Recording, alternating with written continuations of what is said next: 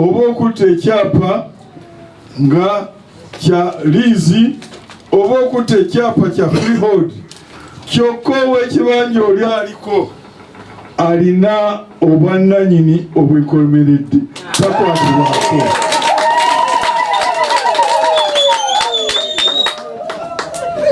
Eyo security of occupancy guarantee ya constitution kwegamba okusinziira ku kano akasooka section 2 njagala mugitegere mujja kufaana mumanyi amateeka. Section 2 in article eyokubiri mulidde kiri kyekigambye ettaka liri mu Banayuganda nga balina basinziramu tenancy tezogedde ku wakibanja naye kyokka ziga oluvannyuma constitution akawairo kali kagambye nti w'ekibanja takwatibwako. Security ow'ekibanja kakati ekintu kyonna etteeka lyonna kaakano kamasomere akasooka this is article 2 ya constitution egamba nti the constitution is the supreme law of Uganda and shall have binding force on all authorities and persons throughout Uganda.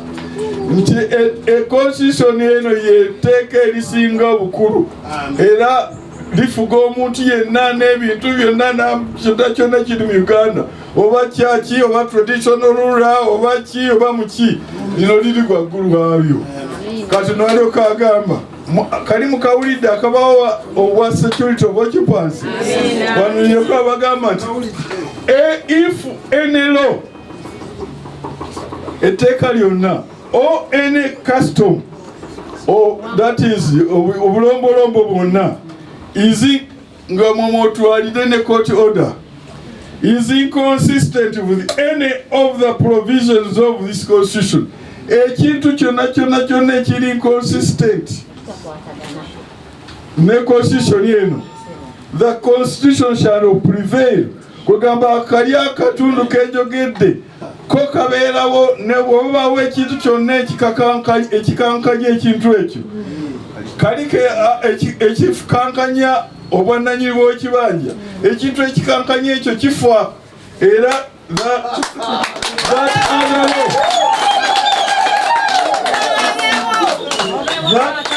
that other law and all custom shall to the extent of the inconsistent be void.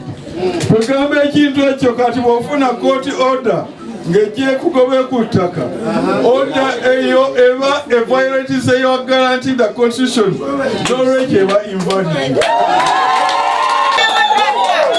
Eba custom eyo yonna eba invalid. Kakati ani alina okunyweza n'okulabira constitution eno mu Uganda? Is it courts of law or other person? Nakyo kiri wano kubanga lino lyetteeka ekkulu. Ekintu kyo tewali kikola wano n'amakooti gonna gakolera muno abaki gonna gakolera muno. Kakati ani alabira constitution eno? Waliwo osumulwa constitution yennyini gy'osoma n'ogamba nti ani ddala kati soma article 99. The executive authority of Uganda, obuyinza bwonna mu Uganda, is vested in the president. Buli mu president. Obuyinza bwonna buli mu president. Shall be exercised in accordance with this constitution and the laws of abukozesa ng'asinziira mu constitution eno. Kati ku kintu kino ky'okuba constitution egambye etya ng'ogenda mu 2. The president shall execute and maintain this constitution and all laws under or contained in force by this constitution. Kwegamba obuyinza bwonna obw'okutambuza constitution eno n'amateeka gonna agawagibwa constitution eno biri mu mikono ga President Museveni.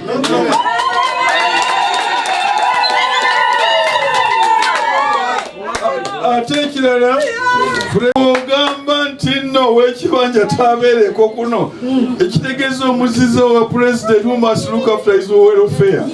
By the way, President yekka mu birayiro bonna yalayira okukuuma welfare ya Banayuganda.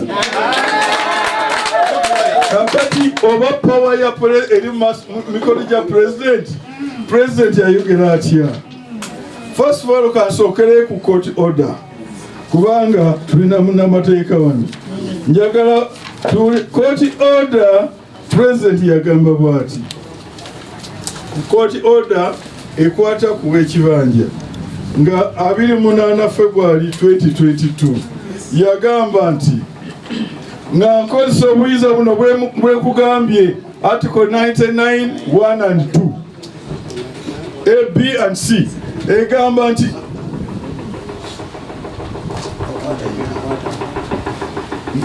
no eviction should be allowed to take place in a district without the consent and direct observation of the district committee chaired by the resident district commissioner and direct consultation with the Minister of Lands. Ekitegeeza ne bweba court order ngeze kukola eviction oba demolition teyinza kukola okujjako nga RCC o RDC amaze ogifuna naita district security committee negyetegereza naita ne Minister of Lands naye n'abikiriza olwo eviction eryoka ekolebwa. Otherwise eviction tekyayinza kukolebwa mu Uganda, ate tekyayinza neteke ne ezo consultations za formality kubanga eviction teyinza kukola kubanga already waliwo security of occupancy guaranteed by the constitution.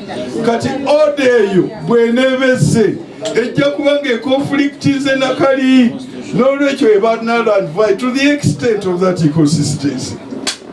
Ako President Museveni nanyini constitution eno era emu obuyinza yekayisa kumwaba ebibanja negamba newakwata ekitikizo kibata n'agamba wano nga 29 July 2020 yali agayidinga minisita we yali yakafuna obwa minisita wa lands Ettaka n'amugamba nti waliwo ekintu ekiri mu Buganda ekitagenda bulungi nga kiriko illegal activities ey'abamayiro holders on the bibanja owners being evicted in spite of the law. Ti ab'ebibanja bagobwa songa amateeka gabakuuma we gali. N'anokolayo kamu akamu ako kagamba nti one part is owekibanja, the owner Ettaka, giving the kibanja a tiny portion as titled land. Ettaka kyakola agamba nti gwe olina ika 8 ezo nene nnyo nkuwaddeko ika emu nkuweeka ekyapa omusanvu zijjeewo. President yagamba obwo buba bubbu. Kakati ekiragire